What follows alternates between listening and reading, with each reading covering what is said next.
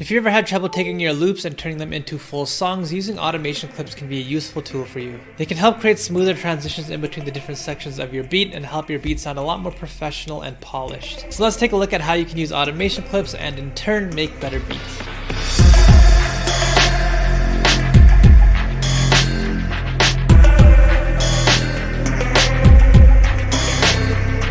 If you're someone that struggles with structuring your beat, comment down below, let me know exactly what you have trouble with. Hopefully you guys learn a few things in this video.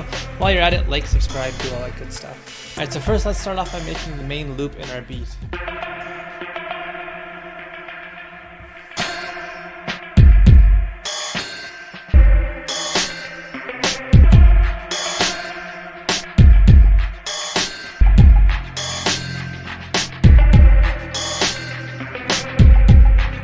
Alright, so now that I have my loop done, what I'm going to do now is create a hook. All I'm going to do is basically just add a few more layers on top just to make something that feels a little bit more full.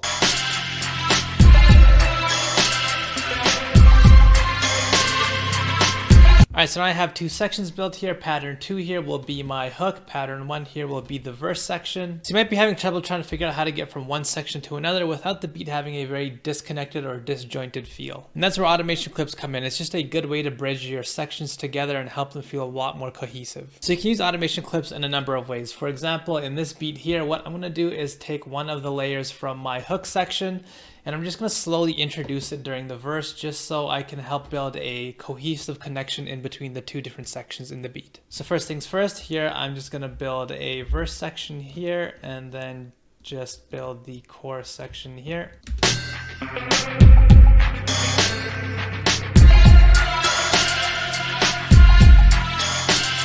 So now what I'll do is create another pattern here. And I'm just going to copy and paste the instruments that I want to introduce during the verse into this pattern. And now I'll just take this pattern and I will start adding it into the verse section here right before the chorus. So first thing I'm going to do is I'm just going to focus in on this layer here. I'm just going to go into the mixer channel. And what I want to do is automate the volume so it just gets louder and louder. So the way to do that is to create an automation clip with a parameter that you want to control. For example here, this instrument is going to channel 13 in our mixer. So what I'm going to do is right click the volume since that's the thing that I want to control. And I'm going to select create automation clip. So this lets me control this one specific parameter. What I'm controlling here is the volume of channel 13. So since I want to create a slow build into the hook, I'm just going to start off at 0 volume here. And what I wanted to do is get to full volume by the beginning of the hook section. So right here you can see the full volume is at 71%. So I'm going to go to the beginning of the hook here. And if you want to create a new point in your automation clip, just right click. And I want this to be at 71%. So now you guys can see the volume starts at 0 and it just slowly increases until the point where we get to our hook.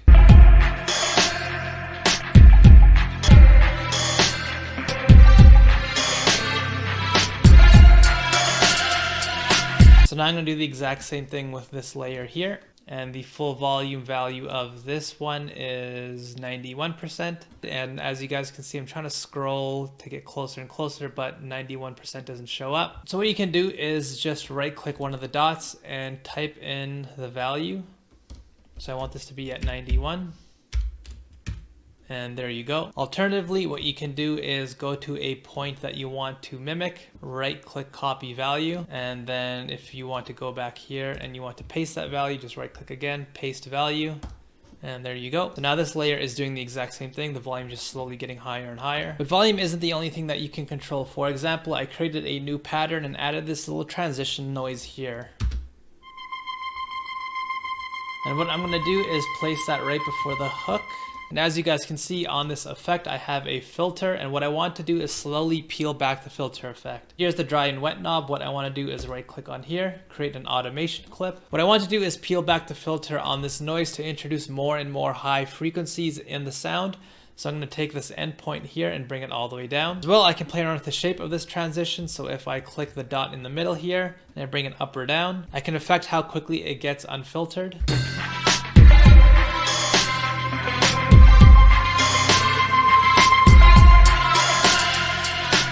As well, if you like, you can go into the specific parameters within each of these VSTs, each of these plugins, and control those. For example, if I want to control the cutoff frequency here, I can just right click this parameter, again, click create automation clip, and I can just play around with this a little bit if I want. Another technique that I like to do to transition in between the verse and the hook is drop my drums. So I'll start off with my snare here. I'll right click the volume, create automation clip, and now I'll go to the very end of our verse section right before the hook, and I'll right click to create some points here. So I'll drop from this section to this section. So now the snare is going to be completely removed right before the hook.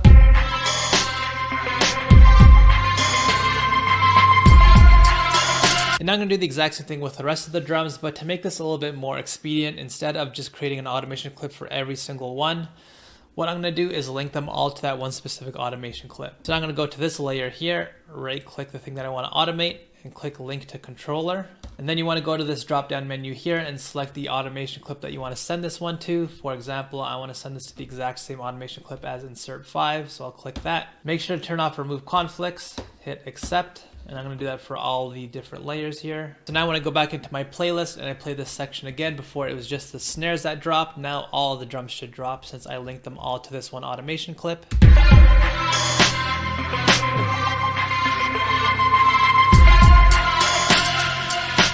As well, even though this doesn't have anything to do with automation clips, I'm going to add a few more layers just to help this transition out here.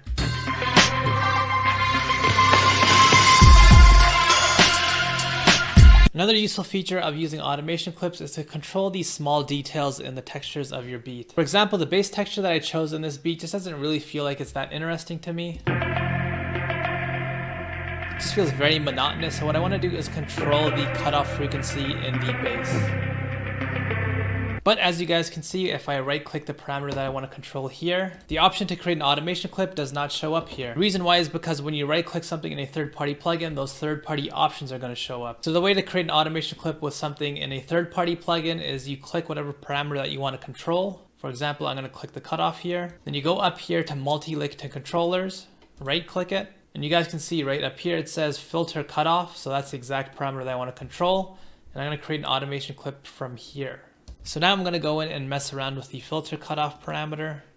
Just going to have it peak up and down just to help create a little bit more movement in the pattern here.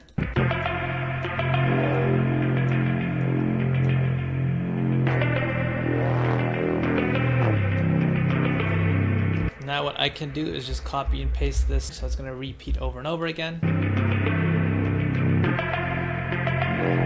Also, using automation clips is a good way to create an intro to your beat. So for example, with this beat here, I'm just going to take one of the textures in our beat. I'll take these keys. I'll copy and paste the pattern here to a new pattern. I'll also take the bass from our main loop here. I'll paste this pattern in here as an intro. So I'm going to add this filter effect here and just slowly peel it back during the intro. Have this set to maximum, and then once our main beat kicks in, I'm going to have this set to 0. Also, if you want to play around with the shape of this curve quickly, just right click the point after and you'll have a bunch of options here that you can just quickly create different shapes with. And what I want to do with the bass is I want to create an EQ here, and I want to root out the sub frequencies and slowly introduce them back into the main beat. So again, in a third-party plugin, click what you want to control, right click up here and create automation clip. You guys can see, slowly introducing this back in.